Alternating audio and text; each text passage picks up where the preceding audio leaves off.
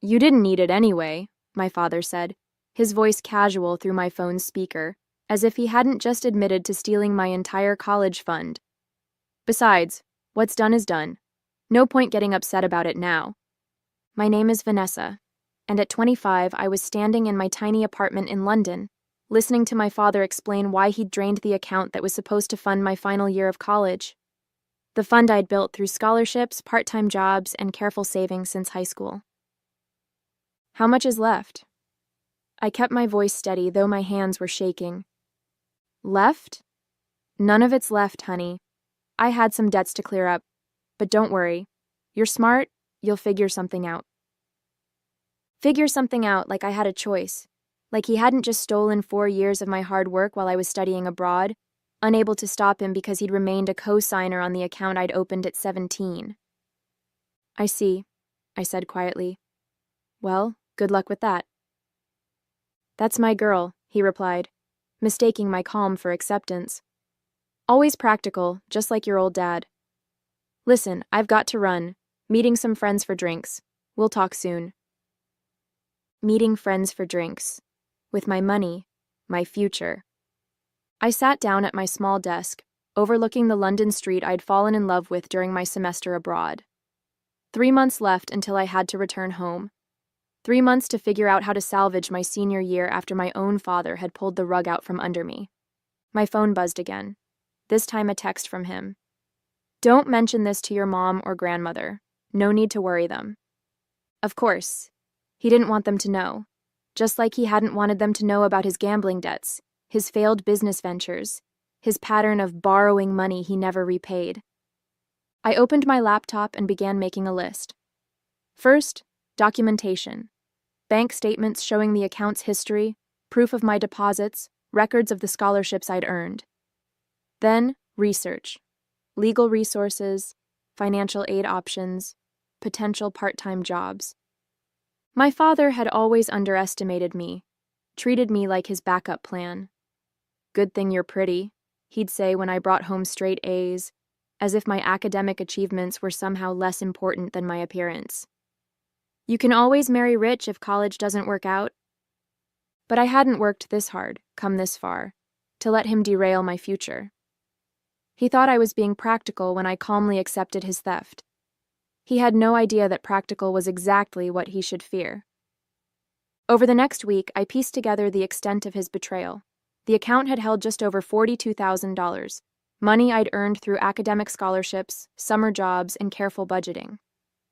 My father had withdrawn it all in a series of transfers over the past month, each one just small enough to avoid raising immediate red flags. My roommate Emma found me surrounded by bank statements one evening. Your father did what? She exclaimed, reading over my shoulder. Can't you report him for theft? The account still had his name on it, I explained. Legally, he had every right to access it. I just never thought he'd actually do this. I should have known better. Should have remembered how he'd borrowed my birthday money throughout my childhood, always promising to pay it back but never doing so. How he'd tried to convince me to take out extra student loans in my name, claiming he'd help me repay them. My phone kept buzzing with texts from him. Don't stress about the money, you worry too much. Maybe this is a sign you should take a break from school. I know some guys who could get you a modeling job, better money than that degree. Each message revealed more about how little he valued my education, my independence, my future. To him, I was just another resource to exploit, another safety net for his poor choices. I started making calls to my university's financial aid office, to legal aid services, to my grandmother who'd always supported my academic dreams. I didn't tell them everything yet, just gathered information, assessed my options. My father's next call came while I was in class. Hey, princess, quick question. You wouldn't happen to have any other savings accounts, would you? Just wondering since you're always so good with money. The casual entitlement in his voice made my blood boil, but I kept my tone light. Why do you ask? Oh, no reason. Just thinking about your future. You know how dads are. Thinking about my future. Like he had when he drained my college fund. Like he had when he'd tried to discourage me from studying abroad, claiming I was running away from family obligations. Sorry, Dad, in class now. Talk later. I hung up and opened my laptop, adding another item to my growing list.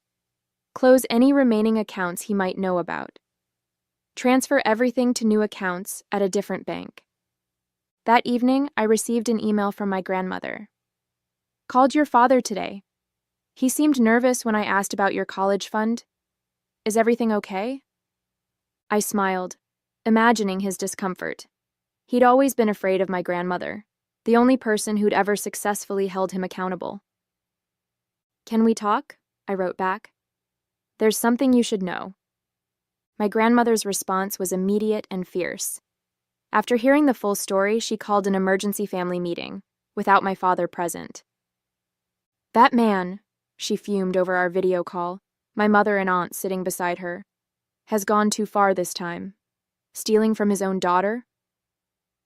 I watched their faces as I shared the bank statements, the text messages, the casual way he'd dismissed my future.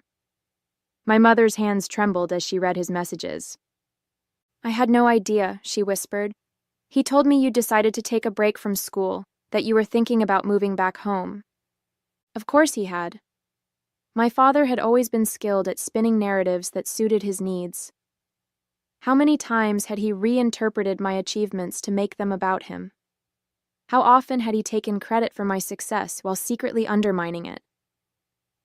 I've been documenting everything, I told them. Every withdrawal, every message, every call. I'm not letting him get away with this. My aunt, a lawyer, leaned forward. The account issue is tricky since he was a co-signer, but there might be other angles we can pursue. Has he made any promises in writing about repaying the money? I pulled up more screenshots, emails where he'd acknowledged the money was for my education, texts where he'd casually mentioned paying me back someday. Perfect, my aunt said. Not legally binding, but excellent leverage for what comes next. What comes next? My mother asked.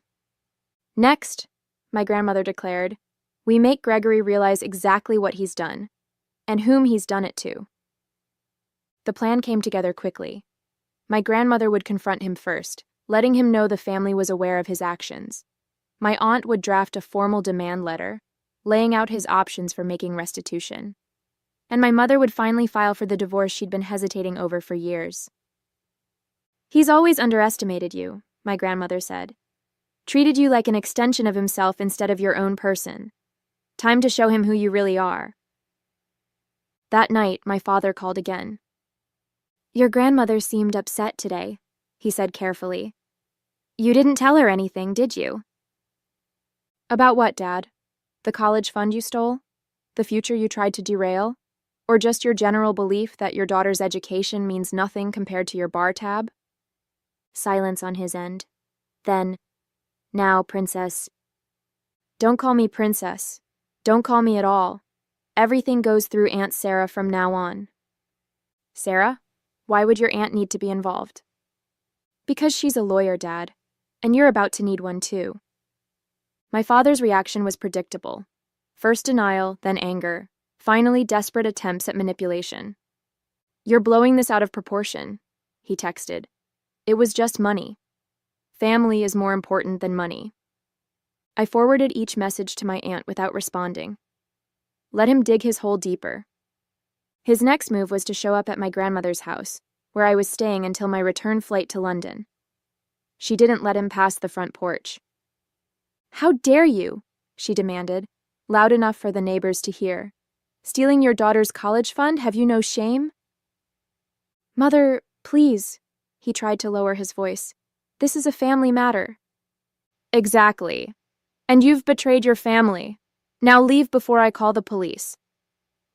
He left, but the text continued. Your grandmother's turned you against me.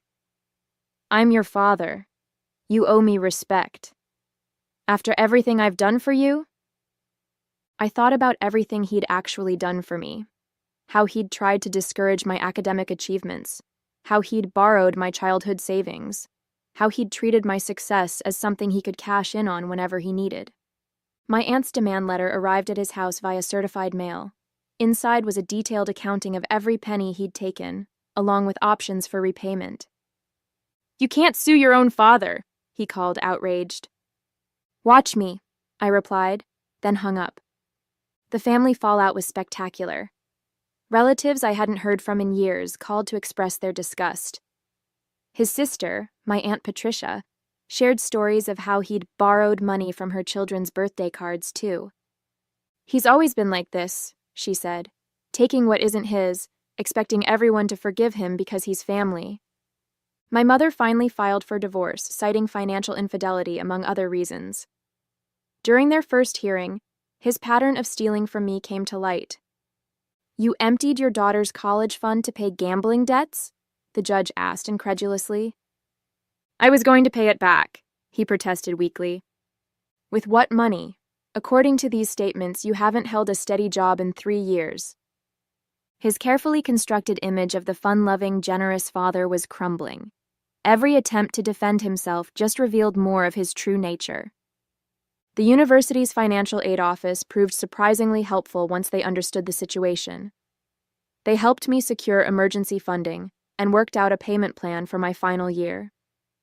My grandmother insisted on covering what she could, though I was hesitant to accept. Unlike your father, she said firmly, I understand the value of education and of keeping promises. My father's response to the demand letter was to claim poverty, insisting he had no way to repay what he'd stolen. Then my aunt discovered his new car purchase, the vacation photos he'd posted on social media, the country club membership he somehow still maintained. He's not broke, she explained. He's just good at hiding assets, but not good enough. His text messages grew increasingly desperate. You're ruining my life. My own daughter turning against me like this. I raised you better than this. Each message showed more of his true colors. The loving father act dropped away, revealing the manipulator beneath. The final straw came when he tried to turn my younger cousins against me, telling them I was trying to bankrupt him out of spite. Instead, they shared screenshots of his messages, adding to my growing file of evidence. Remember when Uncle Greg told us our college funds were safe with him? My cousin Jake wrote. Guess we know what that meant. My aunt helped them secure their own accounts before he could strike again. His pattern of financial abuse was finally being exposed, one family member at a time. During my mother's divorce proceedings, more revelations surfaced. He'd been hiding money for years, taking out loans in her name, even trying to remortgage their house without her knowledge. He's been treating the whole family like his personal ATM, my mother realized, and we all just kept making excuses for him. My grandmother arranged a family meeting, again without him present. Relatives shared stories of loans never repaid, promises broken, trust betrayed. Each story strengthened our resolve to hold him accountable. He's always counted on family loyalty to shield him from consequences, my aunt observed. Time to show him that loyalty goes both ways. The consequences hit my father like dominoes falling. First, my mother's divorce attorney uncovered his hidden accounts, leading to a much larger settlement than he'd anticipated. Then my aunt's legal pressure forced him to agree to a repayment plan for my stolen funds, with interest. His careful facade of the generous, fun-loving dad crumbled completely when the family learned he'd been borrowing money from elderly relatives, promising returns on investments that never materialized. A regular Ponzi scheme, my aunt muttered, adding these discoveries to her growing file. His text messages shifted from angry to pleading. I'm still your father, we can work this out. Everyone makes mistakes, why can't you forgive me? What will people think of you, treating your dad this way? I thought about all the times he'd used guilt to control me, how he'd twisted every situation to make himself the victim. Not anymore. Through my grandmother's connections, I secured a part-time job that allowed me to complete my degree while working. My professors, understanding my situation, helped me arrange a flexible schedule. Every small victory felt like a step further from his influence. The family's support surprised me. Cousins shared their own stories of his financial manipulation. Aunts and uncles who'd once enabled his behavior now stood firmly against him. Even distant relatives reached out to offer encouragement. Your father called, my grandmother told me one evening, trying to convince me to talk you out of the repayment plan. Said it was destroying the family. What did you tell him? That he destroyed it himself when he stole from his own daughter. His last attempt at manipulation was to show up at my graduation, uninvited, unwelcome, but determined to play the role of proud father. That's my girl, he announced loudly to anyone who would listen. Gets her business sense from me. My Aunt Sarah had him escorted out before the ceremony began. Your success belongs to you, she told me afterward. He doesn't get to claim credit for what he tried to prevent. A year after the confrontation over my stolen college fund, my father's carefully constructed world had completely unraveled. The divorce had exposed his financial schemes to everyone. Former friends who'd invested in his business ventures were demanding answers. Relatives he'd borrowed from were taking legal action. My graduation party, hosted by my grandmother, became a celebration not just of my academic achievement, but of my independence. Friends and family gathered to support me, many of them sharing their own stories of standing up to manipulative parents. Your father called me yesterday, my mother said during the party. Wanted to know if I'd talk to you about dropping the repayment plan. Said he's learned his lesson. Has he? I asked, thinking of his latest social media posts, still showing him living beyond his means, still pretending everything was fine. No, she sighed. He's learned he can't manipulate you anymore. That's not the same thing. The repayment plan my aunt had arranged was strict. Monthly payments directly from his paycheck, no excuses accepted. He'd finally had to get a real job when his schemes dried up. His previous lifestyle impossible to maintain now that no one would lend him money. It's not fair, he'd complained in his last email. I'm your father. You're supposed to love me unconditionally. Love isn't a blank check, I'd replied, my last direct communication with him. And conditions are what happen when you break trust. My career was taking off. I'd secured a position with a top firm in London, my degree and determination opening doors I'd once thought closed. Each success felt sweeter for having been earned entirely on my own terms. My grandmother had become my strongest ally, her fierce protection a stark contrast to my father's self-serving love. He called again, she told me over Sunday dinner. Wanted to know if you'd gotten that job in London. Said he'd love to visit once you're settled.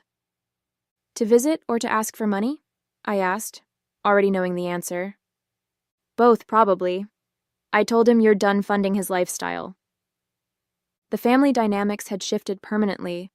Relatives who'd once enabled his behavior now shared warnings about his latest schemes. His sister, my Aunt Patricia, had started a family group chat specifically to track his attempts at manipulation. He tried to convince my son to co-sign a car loan, she reported one day. Told him it would help build his credit. Sound familiar? It did. He'd tried the same tactic with me at 18, attempting to saddle me with debt before I'd even started college. Back then, my grandmother had intercepted the paperwork and warned me about predatory practices, including those from family members. Now, watching his world shrink as mine expanded, I felt not victory, but validation.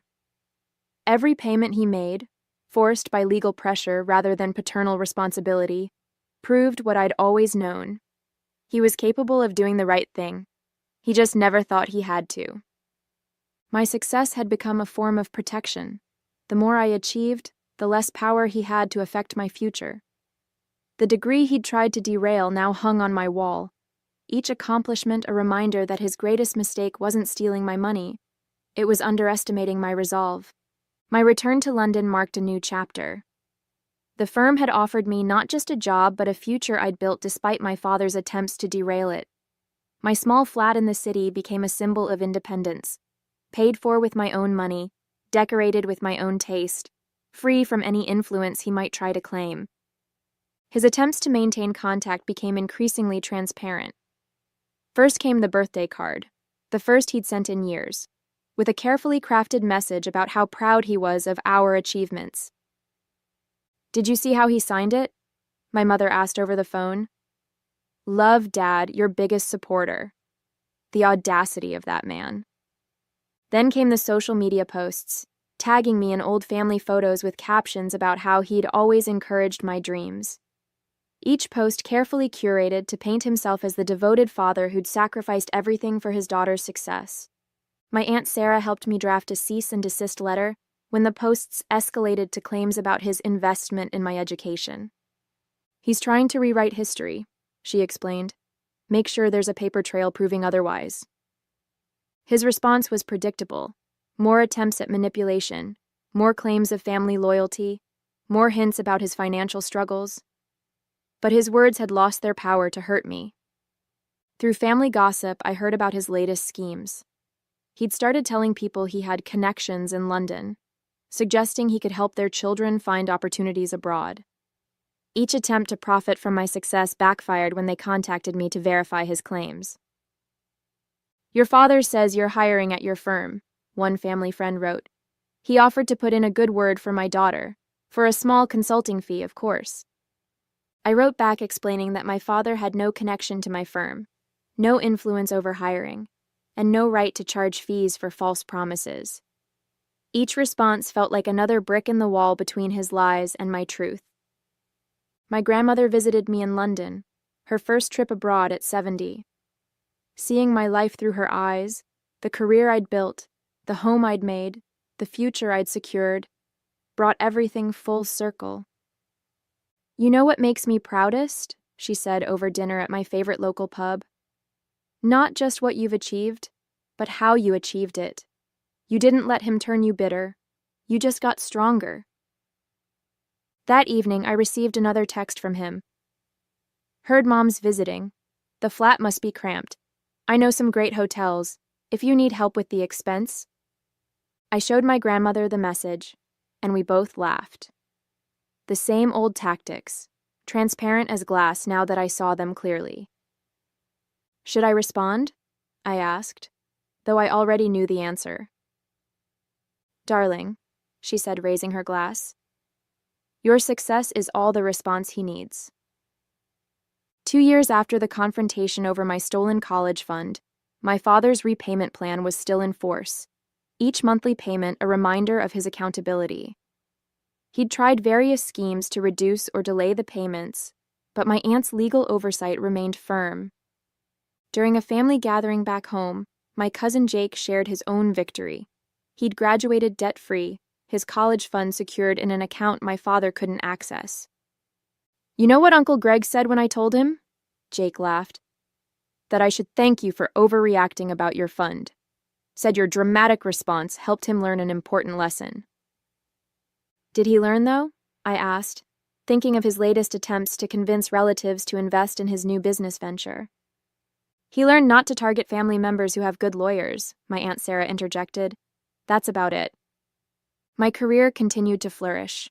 The firm had promoted me to senior position, my reputation built on the same attention to detail and determination that had helped me overcome my father's betrayal. His Christmas card arrived at my London flat, thick with forced cheerfulness and hints about his financial struggles. Inside, he'd written, "Still paying for one mistake. When will you let it go?" I pinned it to my bulletin board next to my degree and latest promotion letter, reminders that his one mistake had failed to define my future.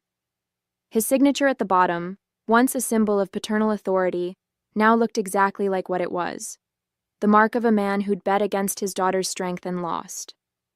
At my firm's annual charity gala, I was asked to speak about persistence and overcoming obstacles. I didn't mention my father directly, but I talked about the moment I'd learned my college fund was gone, not as a story of betrayal, but as a lesson in self-reliance. "Sometimes," I told the audience, "the people who should support you the most become the obstacles you need to overcome. Their underestimation becomes your motivation." My father saw the speech online.